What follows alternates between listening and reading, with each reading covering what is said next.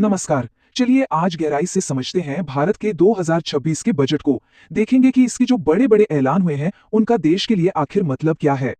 तो देखिए, इस बजट के बारे में बात करते ही जो सबसे पहली बात दिमाग में आती है वो है इसकी टाइमिंग। ये ऐसे समय पर आया है जब कई बड़े राज्यों में चुनाव बिल्कुल सर पर हैं।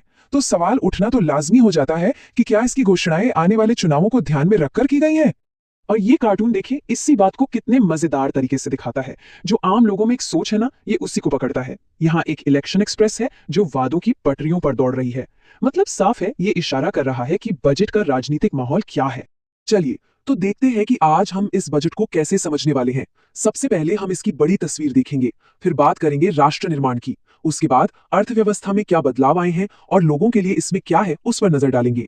और आखिर में इन सबको जोड़कर देखेंगे कि इसका निचोड़ क्या निकलता है। तो चलिए शुरुआत करते हैं। सबसे पहले समझते हैं उस पूरे आर्थिक माहौल को जिसमें यह बजट पेश किया गया है।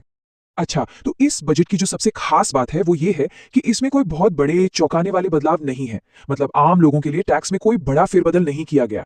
इसके बजाय सरकार का फोकस रहा है कि खर्चों पर लगाम कसी जाए, मतलब वित्तीय अनुशासन बनाए रखा जाए और कुछ चुने हुए सेक्टर्स को ही टारगेट करके सपोर्ट दिया जाए। अब ये जो आंकड़ा है 4.3%, ये बहुत जरूरी है। ये 2026-27 के लिए अनुमानित राजकोषीय घाटा है। मतलब सरकार की कमाई और खर्च के बीच का अंतर जीडीपी के प्रतिशत के तौर पर। और यह आंकड़ा हमें बताता है कि सरकार देश की माली हालत को और मजबूत करने पर लगातार ध्यान दे रही है। चलिए अब आगे बढ़ते हैं और देखते हैं कि देश को बनाने के लिए यानी राष्ट्र निर्माण के लिए कहां कहां पैसा लगाया जा रहा है। और इसमें सबसे ऊपर आते हैं रक्षा और इंफ्रास्ट्रक्चर। तो जैसा हमने कहा, राष्ट्रीय सुरक्षा एक बहुत बड़ी प्राथमिकता बनकर उभरी है और ये बात बजट के आंकड़ों में साफ दिखती है। रक्षा क्षेत्र के लिए सोचिए 7.84 लाख करोड़ रुपए का एक बहुत बड़ा आवंटन किया गया है। और ये बढ़ोतरी कितनी बड़ी है वो यहां साफ साफ दिखता है।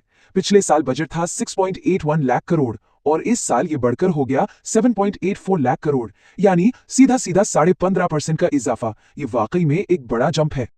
रक्षा तो हो गया, लेकिन इसके साथ ही इंफ्रास्ट्रक्चर यानी बुनियादी ढांचे पर भी बहुत जोर दिया गया है। बजट में भारत के हाई स्पीड रेल नेटवर्क को और फैलाने की एक मजबूत नींव रखी गई है।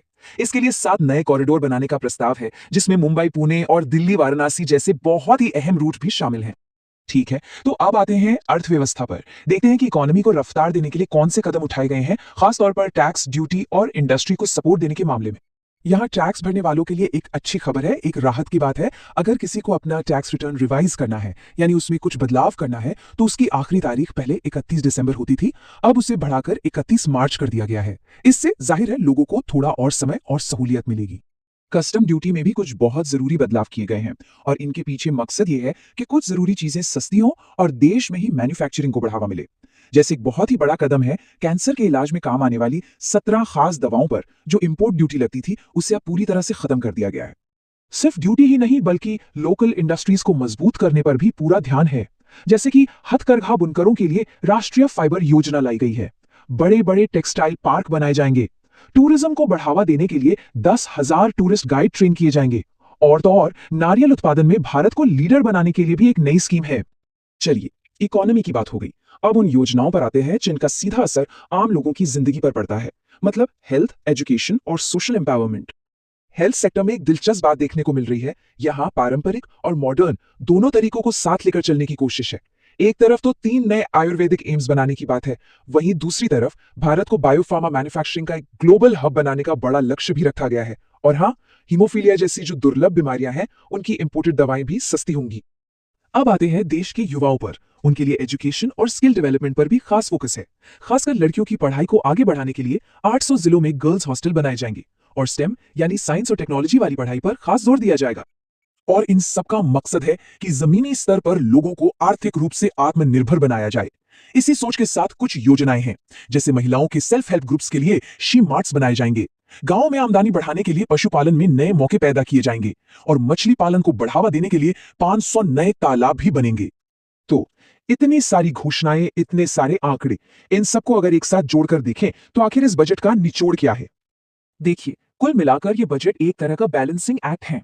एक पड़ले पर है देश के बड़े बड़े लक्ष्य जैसे डिफेंस और इंफ्रास्ट्रक्चर को मजबूत करना, और दूसरे पड़ले पर हैं आम लोगों के लिए, खास समुदायों के लिए चलाई जाने वाली कल्याणकारी योजनाएं। और सरकार ने यह सब कुछ अपने वित्तीय अनुशासन के दायरे में रहकर करने की कोशिश की है। और ये सब हमें एक आखिरी और बहुत ही जरूरी सवाल पर लाकर छोड़ देता है, क्या ये बजट बस पुरानी चीजों को ही आगे बढ़ा रहा है, एक तरह की कॉन्टिन्यूटी है, या फिर ये आने वाले वक्त में होने वाले किसी बड़े बदलाव का एक हल्का सा एक सटल इशारा है? अगर आपको ऐसी रियल मार्केट नॉलेज चाहिए